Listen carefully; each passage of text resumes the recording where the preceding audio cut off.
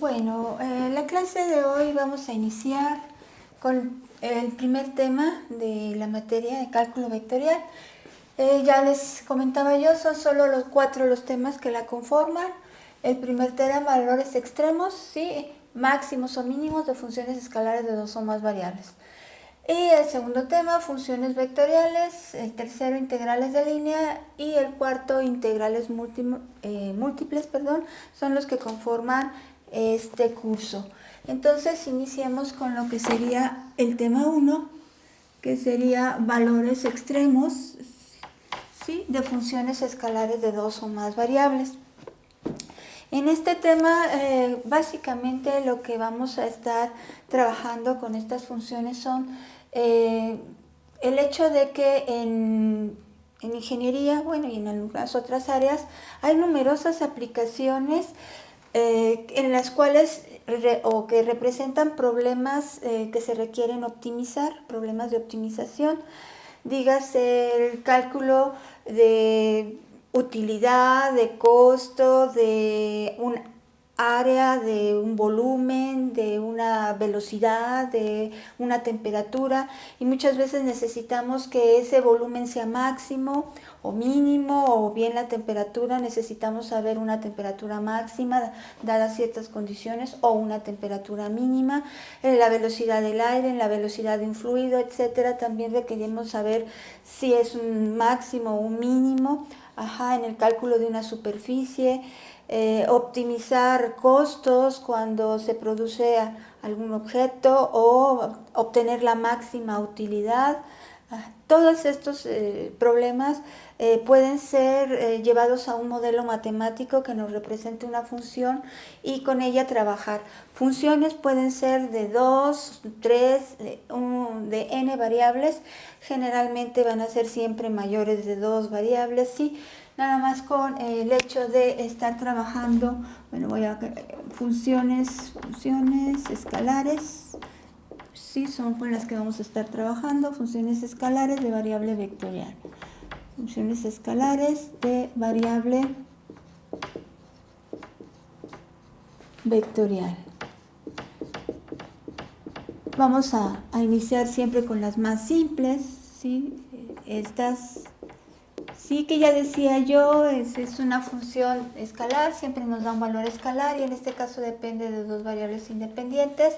Es una función, en este caso, que generalmente dejamos a z como la variable dependiente.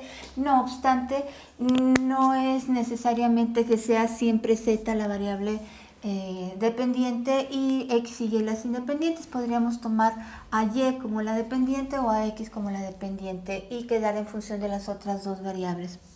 Entonces, esta geométricamente representa una superficie.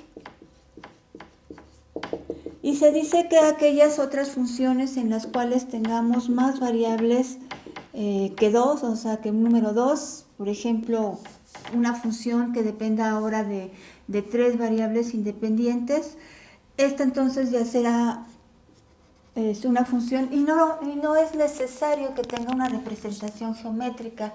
Sin embargo, podríamos dentro de lo que sería la clasificación de las hipersuperficies. Y bueno, ya más de 3 variables, pues vamos a representarlo de esta manera. Vamos a decir que ya es una n-ada y voy a decir que las variables pueden ser x1, las llamaré x1, x2 y así sucesivamente hasta llegar a una enésima variable independiente. En todos estos casos, bueno, aquí ya la representación geométrica obviamente ya no muchas veces no es necesario tener una representación geométrica. Si representa costo de la producción de un objeto o la utilidad que vamos a obtener en algún proceso, pues el que podamos tener el gráfico probablemente no sea algo necesario. Simplemente necesitamos saber cuál va a ser el costo máximo o mínimo y cuál va a ser la utilidad máxima, nada más. Vamos a estar entonces trabajando con este tipo de funciones donde siempre esta eneada o esta terna o esta pareja de variables independientes representa un vector y nuestra variable dependiente representa un número real, ¿sí? Es siempre un escalar. Entonces, ¿qué vamos a hacer? Bueno, para estas funciones vamos a ponerle aquí nada más como la función escalar de variable vectorial, sea cual sea la ecuación, el número de variables que tenemos. Lo que vamos a obtener es valores extremos, es decir, vamos a obtener valores máximos o valores mínimos, y en ese proceso probablemente vamos a identificar también otros valores que no son precisamente extremos, pero es como el punto de inflexión o punto silla, o también llamado minimáximos en las funciones. Entonces vamos a trabajar primero los valores extremos relativos.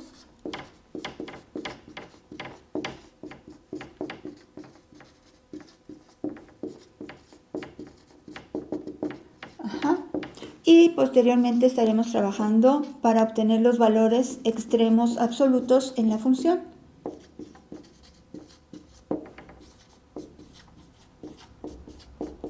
¿Sí? Recordar, vamos a obtener valores extremos siempre que no se limita a las variables independientes. Aquí trabajamos dentro de la región abierta que representen el dominio de esa función, todos los valores, todos los posibles valores en X dentro de los reales para los cuales está definida esa función, y en este caso todos los valores posibles dentro de los números reales para los cuales esté definida la función, pero ahora considerando que y, en el caso de tener solo dos variables independientes, ya también sería una variable independiente. Entonces, variables independientes.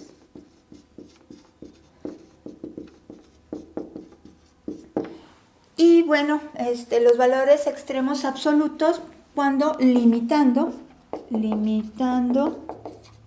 a las variables independientes. Estos los obtendremos limitando a las variables independientes.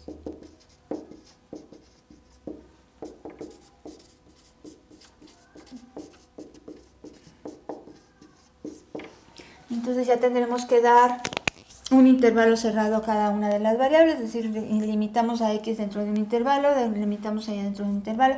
Lo podemos hacer de esa forma, o simplemente considerar, si es, de nuevo vuelvo a tomar la más simple de las funciones, la de dos variables, limitar a X y limitar a Y. Probablemente lo podamos hacer solamente con establecer una región en el plano XY y decir todos los valores X y todos los valores Y que pertenecen a esta circunferencia o que están dentro de esta circunferencia, incluyendo la frontera que es en la circunferencia. Y en ese caso ya estaríamos limitando a las variables X y Y, o lo podemos hacer independientemente a cada una de las variables, limitarla en un intervalo cerrado, es decir, la X va de un valor inicial a un valor final en este intervalo cerrado, y lo mismo hacemos para la Y. Entonces hay varias formas de llegar a limitar nuestras variables.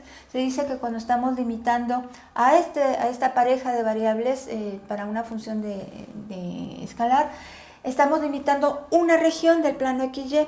Esa región tiene que ser una región cerrada. De forma similar a cuando trabajamos una función de una única variable independiente, la variable tendría que estar limitada en un intervalo cerrado.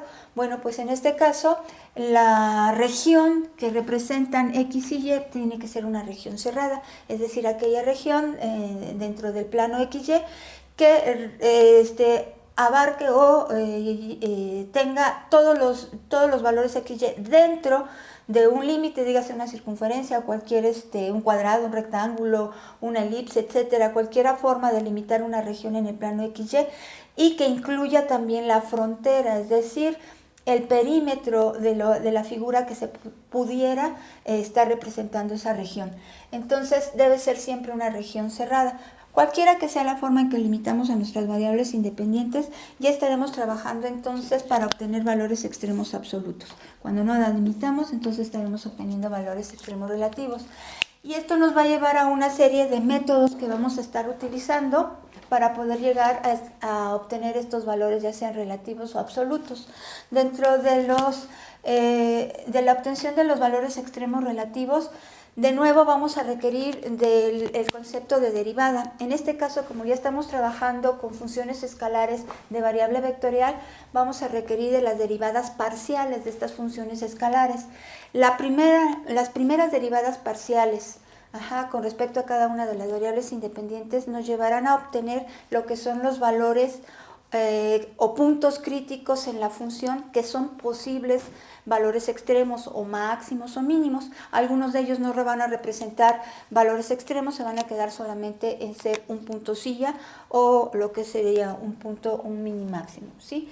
Entonces vamos a requerir de lo que sería las primeras derivadas parciales.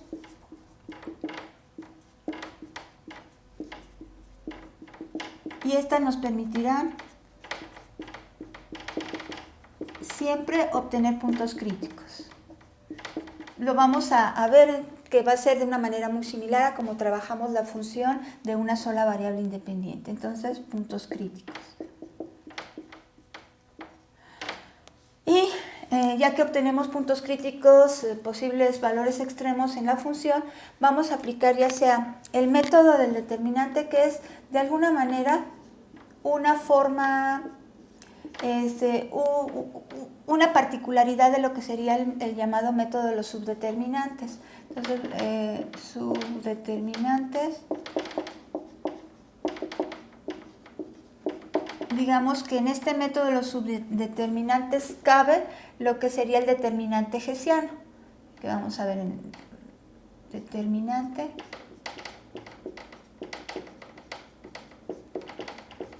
hessiano. Y este método ya nos permitirá conocer la naturaleza, es decir, si son máximos o mínimas los puntos críticos obtenidos con las primeras derivadas parciales. El método de los subdeterminantes o el método de los valores característicos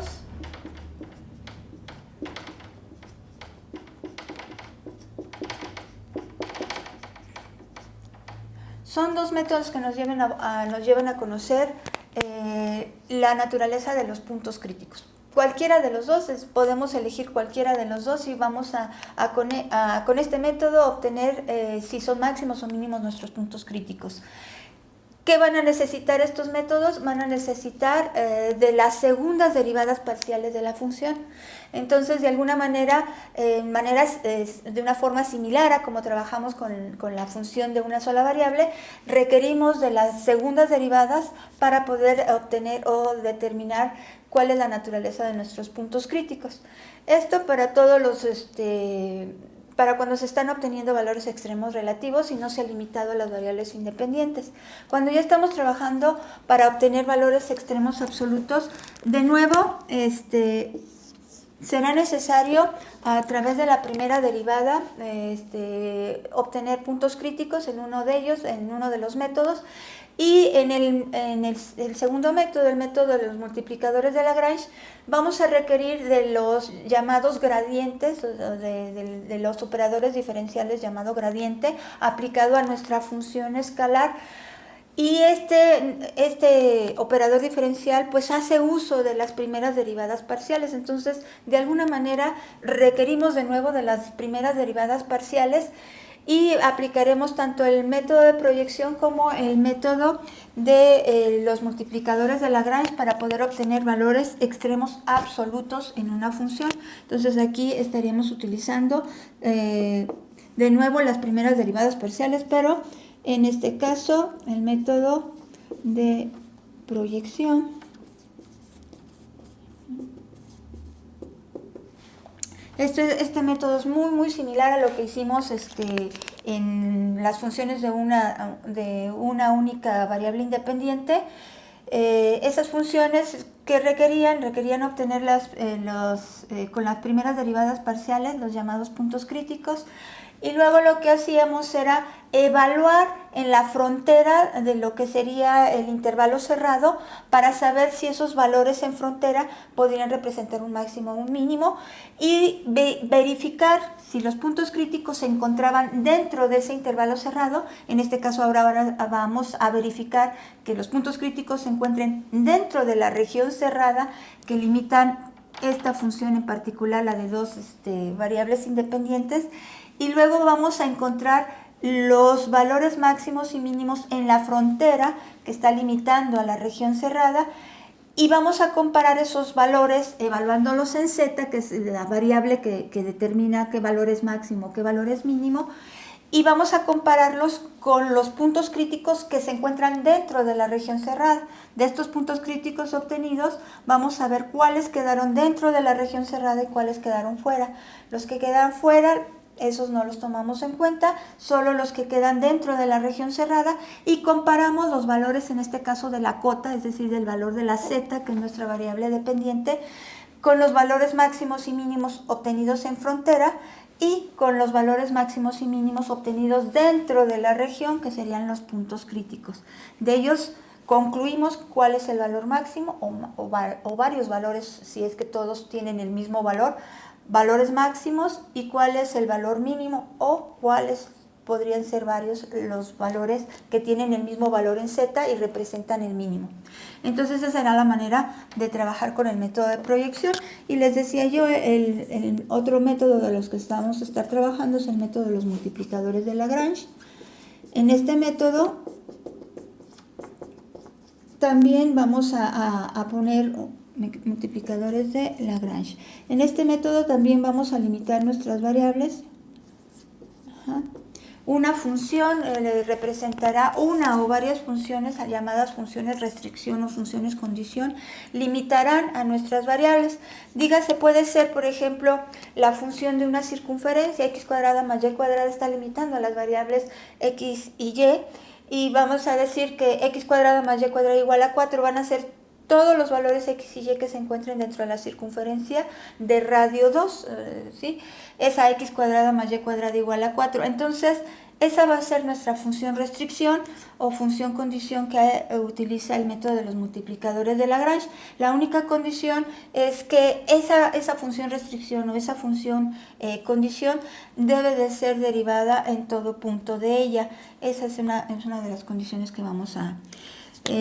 y por ello decimos que en el método de proyección pueden ustedes limitar a las variables x, y, de manera que el contorno de la región que representan puede ser un cuadrado, un rectángulo o puede ser cualquier figura en la cual podemos decir que ese entorno no es precisamente derivable. Las vértices de cualquier polígono, dígase cuadrado, rectángulo o triángulo, pues los vértices no son puntos derivables en ese contorno, y por esa razón pues no podría yo definirlo una única función derivable completamente y que representara ese contorno.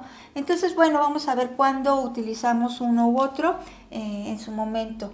Vamos entonces a requerir derivar, primeras derivadas parciales de nuestras funciones escalares, segundas derivadas parciales de las funciones escalares, y ahora pues obviamente son derivadas parciales porque ya estamos trabajando con más de una variable independiente. Entonces pues vamos a ver el concepto de o qué representa nuestra derivada parcial para poder a partir de él saber qué es lo que estamos realizando o por qué las estamos utilizando para poder llegar a determinar los valores extremos en nuestra función. Bueno, pues entonces de las derivadas parciales de una función de n variables independientes, derivadas parciales,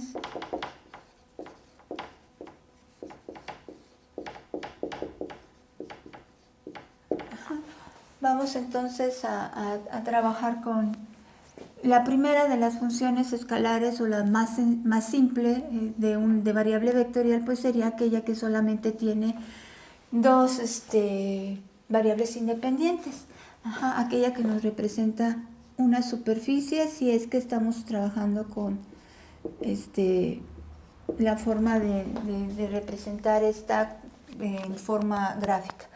Miren, les voy a poner un ejemplo muy simple para que ustedes, para poderme explicar lo que quiero decir. Cuando nosotros necesitamos un modelo matemático que represente el cálculo de X fenómeno, estoy entonces llegando a una función. Vamos a suponer que se desea encontrar el área de un rectángulo, algo tan simple como esto. ¿Sí? Entonces me dicen área de un rectángulo es base por altura. Bueno, voy a decir que la base la asocio a la variable X y que la altura la asocio a la variable Y. De manera que el área pues sería el producto de X, en lo que representa la longitud de la base por Y. Eso sería el área del rectángulo. Si yo llego a este modelo matemático, podría decir, bueno, pues que el área sea Z, y aquí está Z dependiendo de las variables X, Y. Z dependiendo de las variables X, Y. Esta es mi función. ¿Qué representa el área de un rectángulo? Si yo digo yo necesito saber cuál es el área de este rectángulo máxima. Bueno, mientras no limites a X y Y, este rectángulo puede tener el área que gustes siempre y cuando sigas dando un valor en la base cada vez mayor y un valor en la longitud de la altura cada vez mayor, vas a encontrar áreas cada vez mayor para ese rectángulo. En el momento que yo digo, tengo que limitar a la X y a la Y para poder decir si existe o no un valor máximo para el área de ese rectángulo.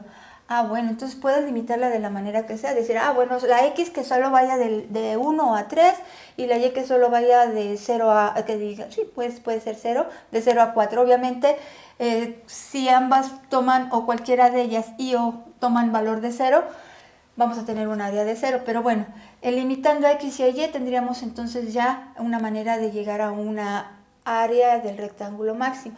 Una forma también sería limitarla dentro de, decir, aquel rectángulo que queda inscrito dentro de esta elipse. ¿Cuál es el área máxima del rectángulo que puedo yo representar dentro de esta elipse? Puede ser el rectángulo en rojo, puede ser el rectángulo en negro, puede ser el rectángulo en, vamos a poner uno muy, puede ser este otro rectángulo. Todos, la única condición es que queden dentro de esa elipse. Y entonces sí podría, al estar limitando a la X y a la Y, de manera que solamente son aquellas que pueden estar dentro de esa elipse, ya puedo llegar a establecer un rectángulo de área máxima. El de área mínima, pues el de área mínima ya sé que cuando cualquiera de las variables sea 0, pues encuentro 0 como área, pero en este caso la que desearía yo encontrar pues sería el área máxima. Ahora, esta función no necesito que tenga una representación, un lugar geométrico que la represente. En este caso, para mí está representando el área de un rectángulo y solamente necesito conocer cuál es el área máxima de ese rectángulo. Me voy a quedar solo con uno para que para que se vea claramente que es el rectángulo dentro de la elipse. Entonces, si ustedes recuerdan, esta función representa una superficie. Esta función como tal representa un paraboloide hiperbólico.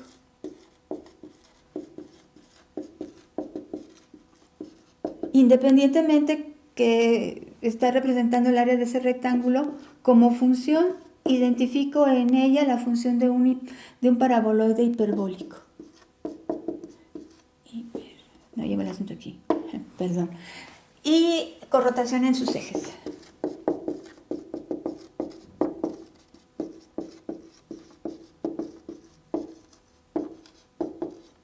¿Sí? Entonces, esta función pudiera tener una representación gráfica, lo que representa este paraboloide. Y bueno, como paraboloide, pues entonces, pues es esta figura, algo así, algo así, algo así, algo así, algo así, algo así, algo así.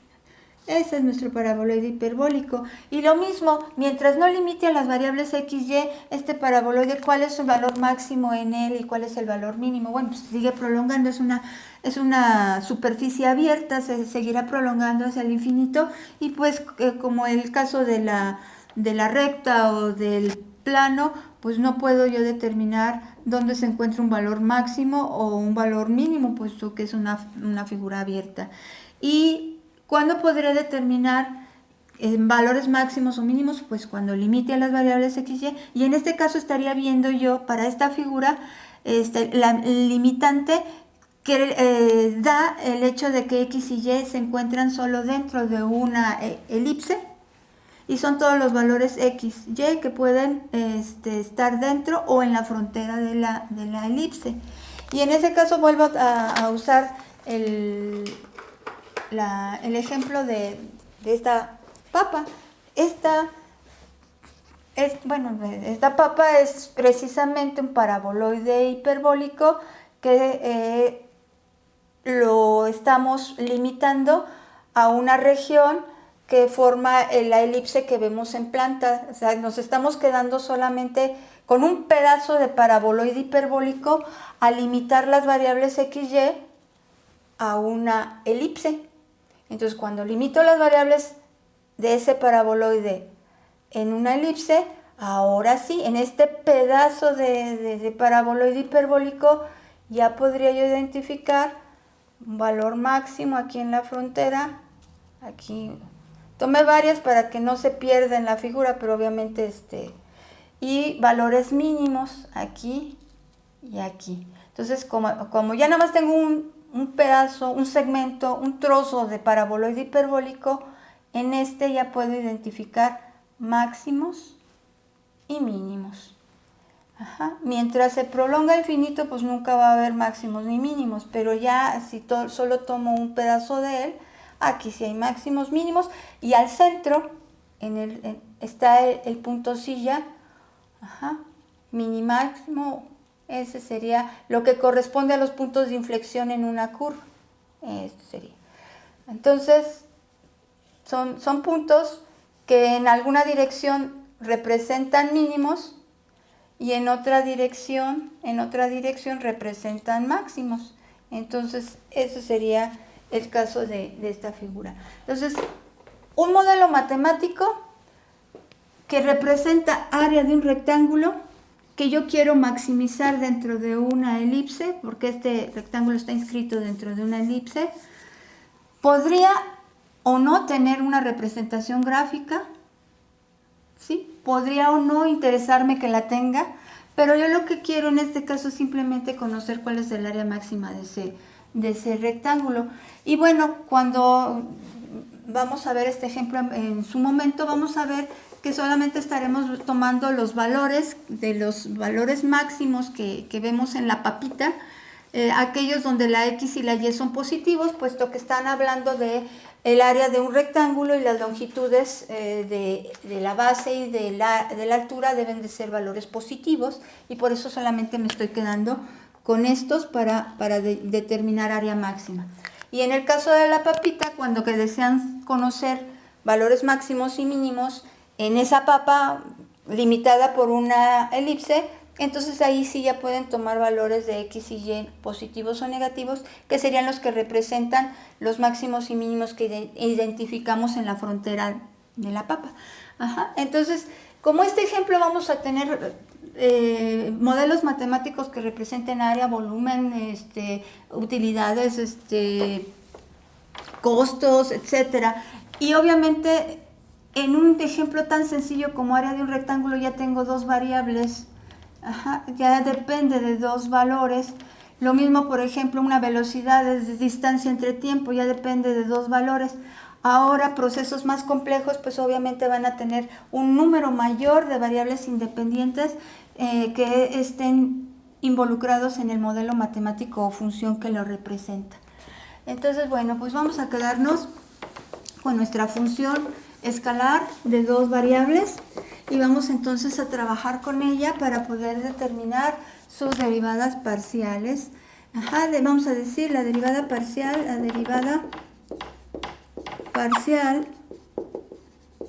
de la función con respecto de z, derivada parcial de z o de la función,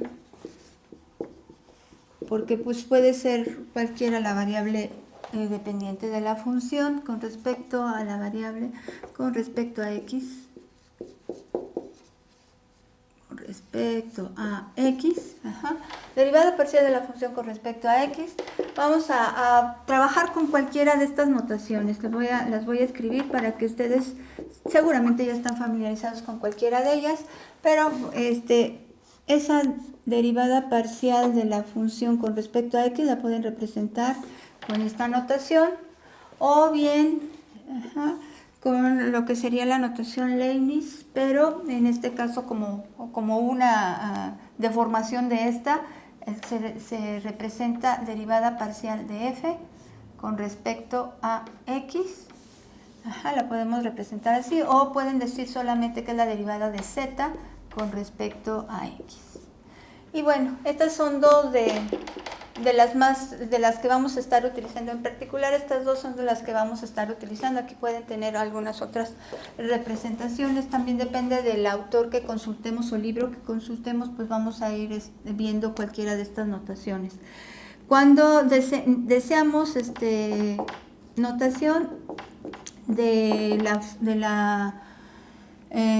nuestra derivada parcial evaluada en algún punto, pues lo único que vamos a tener que hacer es esto, ¿no? Decimos, vamos a evaluar la derivada parcial de la función con respecto a x en el punto p subíndice 0, de coordenadas y0, z0, lo pueden poner así, o simplemente nada más decimos la derivada parcial de f de x evaluada en el punto p0, o esta otra, la derivada parcial de f con respecto a x evaluada en el punto p0. Cualquiera de estas van a ser las notaciones que utilicemos para decir que nuestra derivada está siendo evaluada en algún punto en particular. ¿Qué representa? Es muy importante que recordemos lo que representa la derivada parcial. Bueno, de manera similar a como vemos la derivada de una función de una única variable independiente, esta representa también la derivada, la pendiente, representa la pendiente de una recta tangente. En este caso ahora sería a la representación gráfica de nuestra función a la superficie. Entonces la pendiente de una recta tangente a la superficie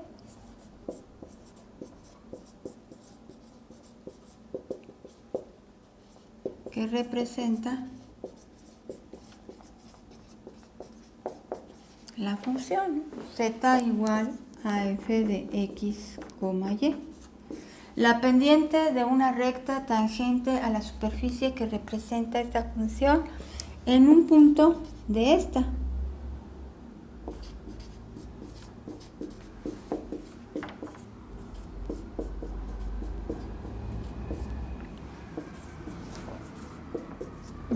En un punto de la superficie, y siempre, esto es muy importante, y siempre en dirección del eje coordenado x.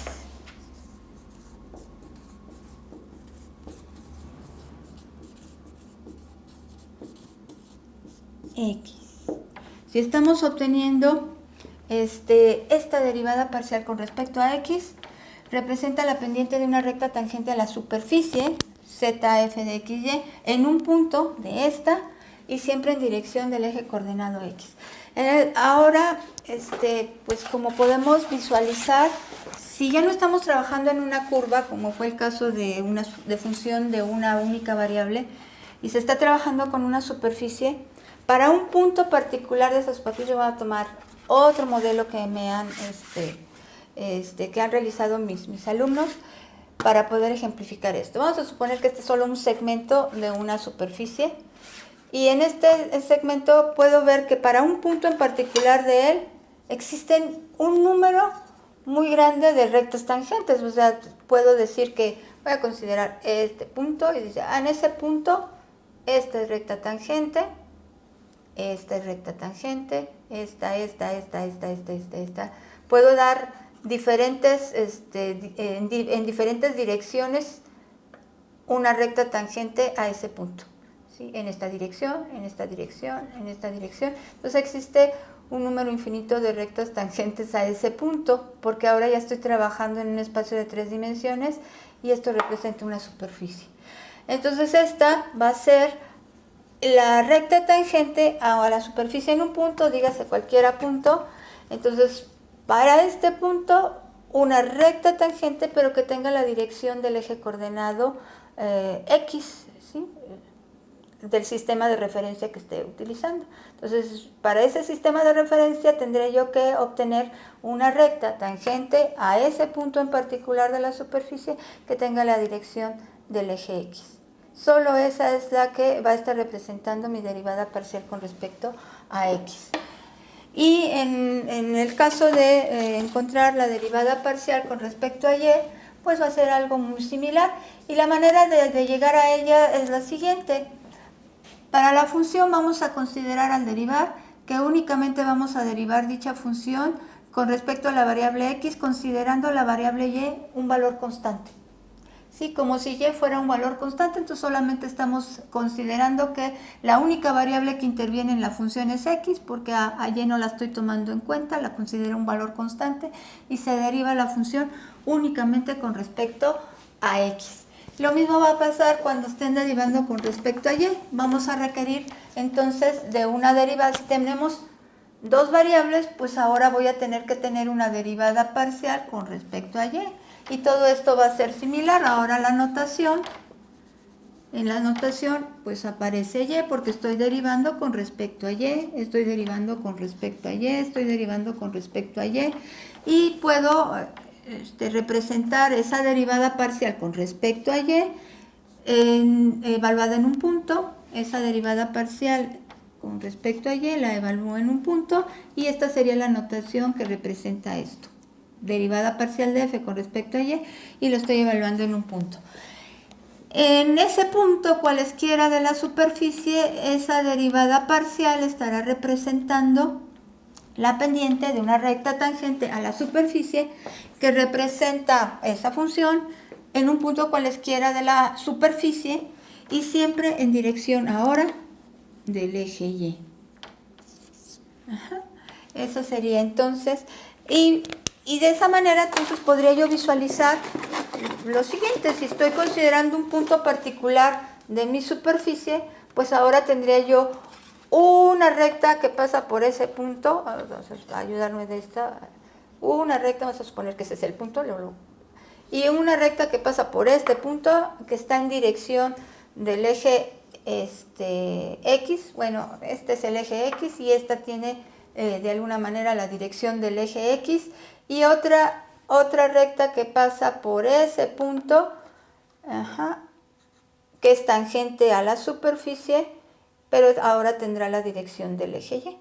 Entonces está ahí ambas rectas tangentes al punto y en dirección una del eje X y otra del eje Y.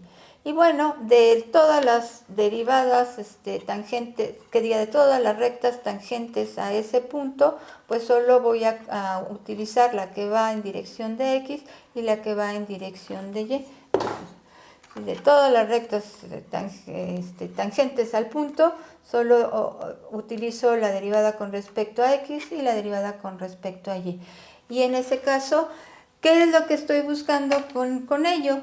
Para encontrar puntos críticos en una superficie, es decir, posibles máximos o posibles mínimos, pues obviamente ya no me es suficiente encontrar una única recta que tenga una pendiente 0. De esta recta, si tiene pendiente 0 y es tangente a este punto, pues no es precisamente porque ese punto sea un valor máximo. O podría encontrar una recta tangente a este punto y no es precisamente porque ese punto sea un valor máximo en toda esta superficie. Entonces, lo que requiero ahora no es de una única recta, sino requiero de un plano que yo pueda asegurar que es tangente a la superficie y que ese plano es un plano paralelo al plano coordenado XY. Entonces déjenme localizar a mi plano que estaba aquí. Aquí está mi plano. ¿Sí? Ahora necesito de un plano que sea tangente a la superficie y que sea horizontal al plano coordenado XY.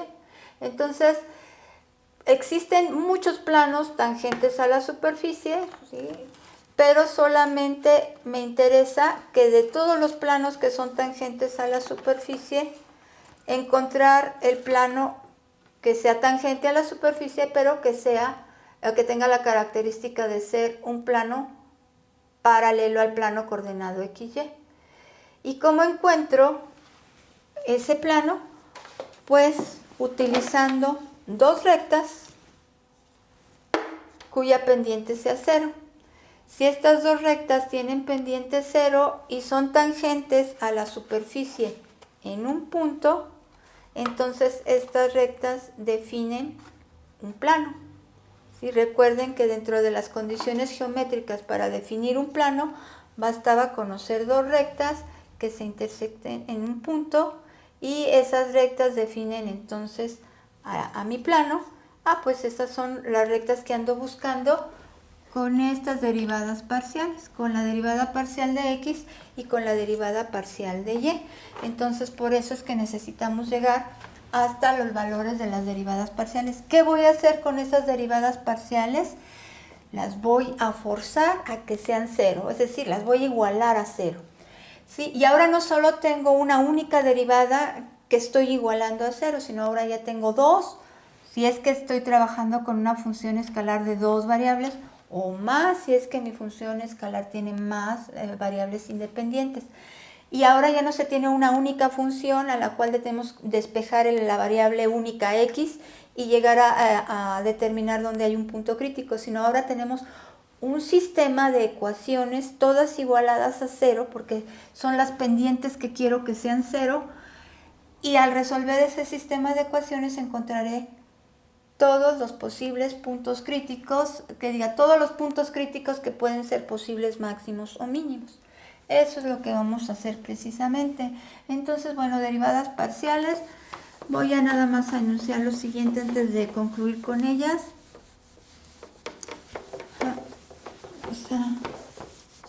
A ver esto. Entonces decía, si tenemos solamente dos variables independientes, esto está representando una superficie que puede o no tener el fin de que llegue yo a establecer la superficie. Si mi función quisiera ser la superficie que representa el techo de alguna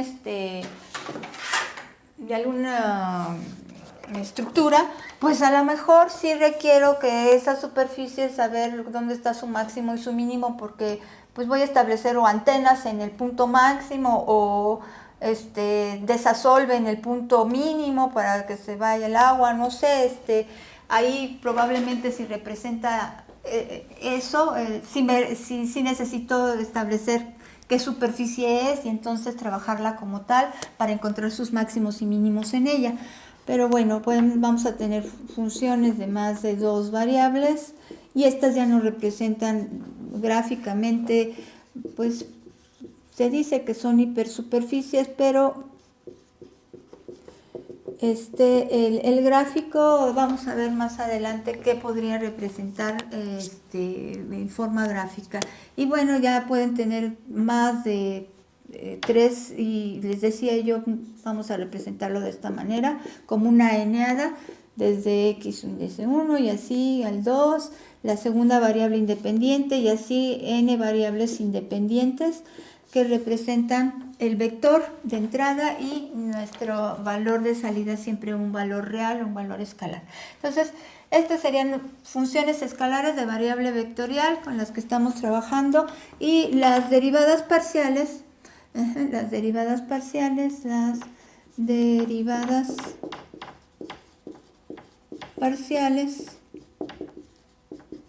si n es igual al número de variables independientes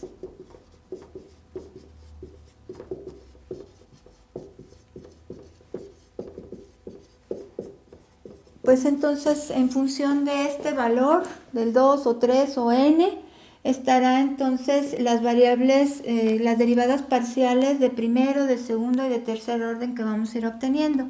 Es decir, si tenemos solo n, a la primera potencia para que veamos la relación, este va a ser el número de derivadas parciales. Es que no puse número, nada más puse número de derivadas parciales de primer orden.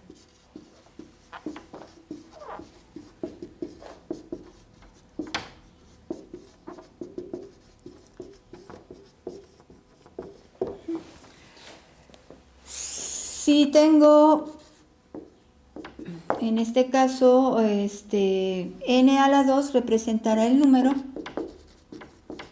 de, vamos a ponerlo así, derivadas parciales de segundo orden.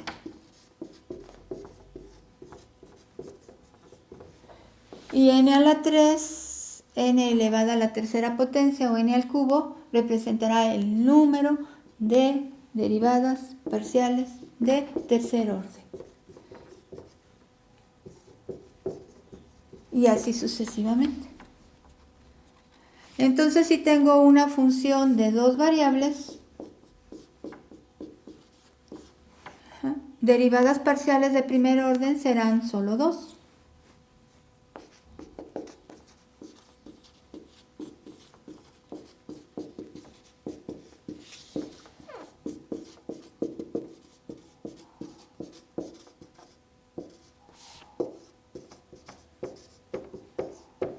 ¿Sí? Porque ese es el número de variables independientes y pueden representarse así o bien pueden representarla así.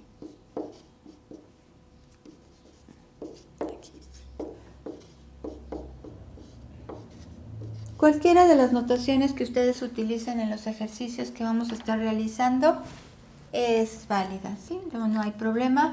Con la que ustedes se sienten más familiarizados, esa será la adecuada, o más a gusto, como gusten verlo. Entonces, estas serán las primeras dos derivadas, ¿sí? Tenemos solo dos derivadas parciales de primer orden. Y estas dos derivadas, vamos a ver cuáles son las derivadas de segundo orden. Tendríamos entonces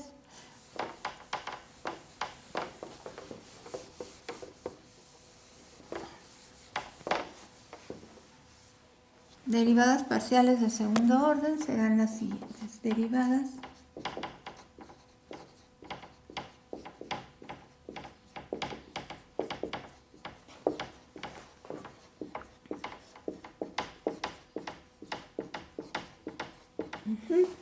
vamos a tener el número de derivadas parciales de segundo orden, pues en el número de variables independientes, en este caso son dos variables independientes, elevada al cuadrado, tendremos 4 derivadas de segundo orden.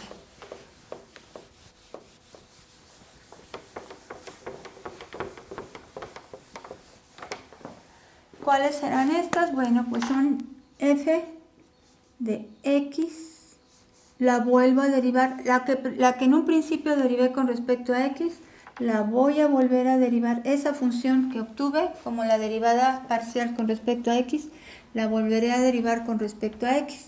En esta notación la estaríamos representando de esta manera. La derivada parcial que en un principio se derivó con respecto a y, esta que representaba mi primer derivada parcial con respecto a y, la voy a volver a derivar con respecto a y. Y entonces voy a obtener una segunda derivada con respecto a y. Ahora vienen las derivadas mixtas. ¿Cuáles son estas? Bueno, pues la que en un principio derivé con respecto a x, esta es mi primera derivada con respecto a x, ahora la voy a derivar con respecto a y. Y la que en un principio derivé con respecto a y, ahora la voy a derivar con respecto a x. Estas son las llamadas derivadas parciales mixtas. Si no es necesario que diga que son las segundas derivadas parciales, porque pues solamente se dan en las segundas derivadas. ¿De qué representa cuál es el hecho de que se llamen mixtas? Porque están siendo derivadas con respecto a variables diferentes. Una fue derivada primero con respecto a x y luego con respecto a y aquí al revés, ¿no? Primero fue derivada con respecto a y luego fue derivada con respecto a x. Entonces, fueron derivadas con respecto a diferentes variables, entonces por ello son las derivadas parciales mixtas. Y se presentan a partir de la segunda derivada. Entonces, derivadas parciales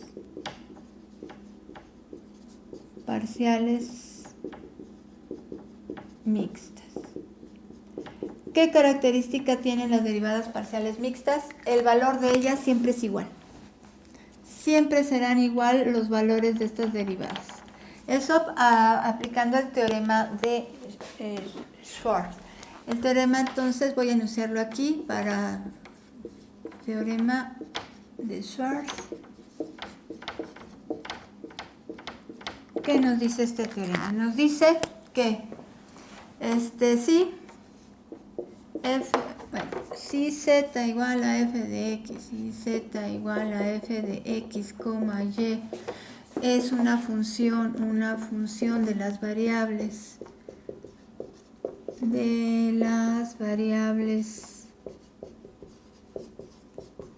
x y y, entonces tal que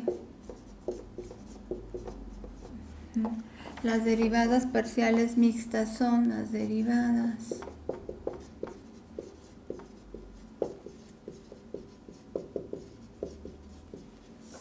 mixtas son f de x, y, f de y, x, y, aquí le ponemos y. Estas son las derivadas parciales, lo voy a apartar porque esa, aquí, chiquito, y, continuas. Estas derivadas deben de ser funciones continuas en la vecindad. Entonces, para todos los valores de x, y, para todo punto en x, y, en la región abierta o vecindad, o dicha vecindad, es decir, ahí en ese límite donde estamos considerando esas derivadas mixtas, se cumple que son iguales. Todo esto para decir son iguales. Esas derivadas parciales mixtas siempre son iguales por el teorema de Schwarz. Entonces, incluso no solamente aplica a segundas derivadas, también aplica a terceras derivadas, que aunque no las vamos a estar utilizando. Bueno, antes de pasar a ver las terceras derivadas, nada más quiero enunciar lo que sería estas mismas derivadas con la otra notación. Se las voy a escribir utilizando la otra notación, nada más para hacer hincapié en este pequeño detalle. En la notación Leibniz sería así: segunda derivada de f con respecto a x dos veces. Segunda derivada de f con respecto a y. Y en este caso las derivadas mixtas serían segunda derivada de f, la primera. Aquí esto me indica que primero fue derivada con respecto a x y posteriormente fue derivada con respecto a y. En esta notación, aquí indicaría que primero fue derivada con respecto a x, al revés, primero la pongo al lado derecho, la derivada con respecto, y posteriormente fue derivada con respecto a y. O sea, ahora voy en este sentido el orden de la derivación, primero con respecto a x y luego fue derivada con respecto a y. Y la segunda la tendría yo que representar así. Esta, la que primero fue derivada con respecto a y en segundo orden fue derivada con respecto a x, aquí sería derivada primero con respecto a y luego derivada con respecto a x. Es nada más quería hacer hincapié en esta diferencia entre las notaciones una y otra, porque esto sería entonces esta es la forma de representar esta y esta es la forma de representar esta, ¿sí? Nada más para que cuando estén usando sus notaciones consideren esto. Bueno, ahora sí, las derivadas parciales de tercer orden. En las derivadas parciales de tercer orden, ¿cuántas estamos esperando?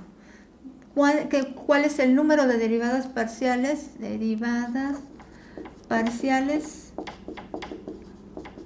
de tercer orden. Ajá. ¿Cuál sería el número de derivadas parciales de tercer orden que estoy esperando? Pues n a la 3, si es que tengo solo dos variables independientes, elevo a cubo 2 y estaría esperando 8 derivadas de tercer orden para esa función de dos variables. Entonces, ¿cuáles son estas? Pues son f de xx, f, y, aquellas que fueron derivadas con respecto a x siempre, serán ahora en tercer orden derivadas con respecto a x, y lo mismo esta, volveremos a derivarla con respecto a y. Estas son no mixtas porque siempre fueron derivadas con respecto a una única variable. Las mixtas serían estas, f de x, y esta, cuando es dos veces derivada con respecto a y una vez derivada con respecto a x, cumple con el teorema de Schwarz, sí, en el orden que sea. Puede ser que primero fue derivada con respecto a y, luego con respecto a x y posteriormente con respecto a y, o bien la que fue derivada primero con respecto a y, luego otra vez con respecto a y por último fue derivada con respecto a x.